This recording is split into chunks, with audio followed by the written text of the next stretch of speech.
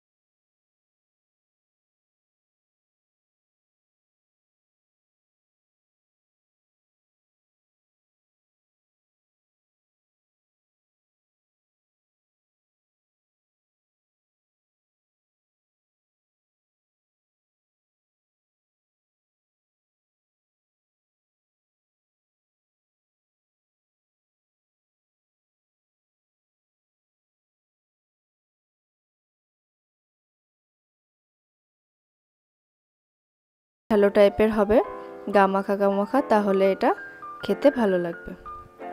আজকে আমার এই রেসিপিটি আপনাদের কেমন লাগলো অবশ্যই কমেন্ট করে আমাকে জানাবেন। ভালো লাগলে বাড়িতে অবশ্যই একবার বানিয়ে দেখবেন, আর আমার চ্যানেলটিকে সাবস্ক্রাইব করে দেবেন, পাশে থাকা বেল আইকনটি প্রেস করে দেবেন, তাহলে যখনই আমি একটা ভিডিও দেব তার ইনস্ট্যান্ট নোটিফিকেশান আপনাদের কাছে পৌঁছে যাবে। ধন্যবাদ।